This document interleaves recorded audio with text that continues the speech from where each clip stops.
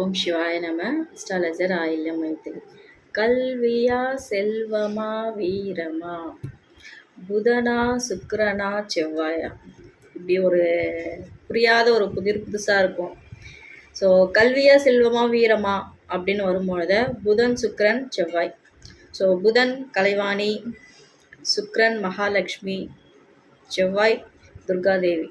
இதில் மூணுத்தில் நம்மளுடைய சார்ட்டில் இந்த 3 கிரகங்களுக்கு யாராவது ஒருத்தருக்கு குருவின் பார்வை அனுகிரகமாக இருந்துச்சுன்னா அதில் அந்த ஜாதகருக்கு ஒரு நல்ல பலன்கள் உண்டாகும். இதுவே சனியோட பார்வை பட்டுச்சுன்னா அந்த ஒரு பலன்கள் பாதிக்கப்படும்.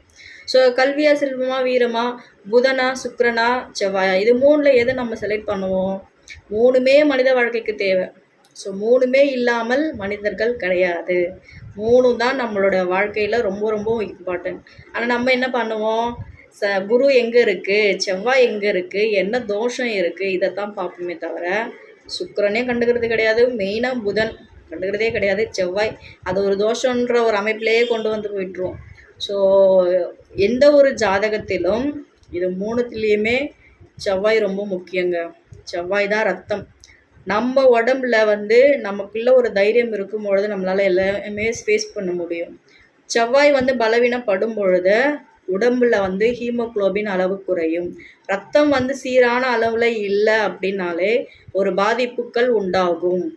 ஸோ நம்மளே நம்மளோட ஜன்ம ஜாதகத்திலே செக் பண்ணலாம். செவ்வாய் பாதிக்கப்பட்டிருந்தா நம்ம உடம்புல அந்த ரத்தத்தின் அளவு சீராத இல்லாத டைமில் எந்த ஒரு வேலையுமே செய்ய முடியாது. பயம் இருந்துக்கிட்டே இருக்கும் உள்ளுக்குள்ளே. உங்களுக்குள்ள ஒரு பயம் இருக்க உங்களால் எந்த ஒரு வேலையுமே துணிந்து செய்ய முடியாது. ஒரு சந்தோஷமாகவும் செய்யவும் முடியாது. ஏதோ ஒரு பயம் உங்களை தள்ளிக்கிட்டே இருக்கும். ஸோ இது 3த்துலேயுமே செவ்வாய் ரொம்ப முக்கியம். ஸோ செவ்வாய் ரொம்ப முக்கியம்னா உங்களோட ரத்தத்தின் அளவு சீரான முறையில் இருக்கா அப்படின்னு நீங்கள் எப்போவுமே ஒரு செக்கப் பண்ணுறது நல்லது.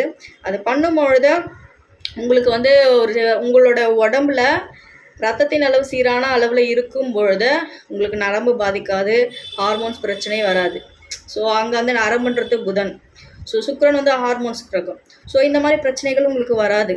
ரத்தம் பாதித்தால் அது 2மே உங்களுக்கு அஃபெக்ட் ஆகிடும். ஸோ இதுதான் கல்வியா செல்வமா வீரமா. ஸோ சுக்கிரன் புதன் 2மே பாதிக்காமல் இருக்கணும்னா செவ்வாயை நீங்கள் பலப்படுத்த வேண்டும். ஸோ அதுக்கான ஒரு சில உணவுகளை நீங்கள் உட்கொள்ள வேண்டும். நம்ம உடம்புல இருக்கிற எல்லா விதமான நோய்க்குமே அடிப்படை காரணம் ரத்தம் பாதிக்கும் பொழுது தான். ஸோ ரத்தத்தில் தான் சர்க்கரையின் அளவு கூடும்போது அது மிகப்பெரிய ஒரு பாதிப்பை கொடுக்குது இல்லையா? ஸோ இந்த மாதிரி பாதிப்பெல்லாம் இல்லாமல் இருக்கணும்னா உங்கள் ஜென்ம ஜாலத்தில் நீங்கள் அனலைஸ் பண்ணணும். நன்றி, வணக்கம், வாழ்க நலம், ஓம் சிவாய.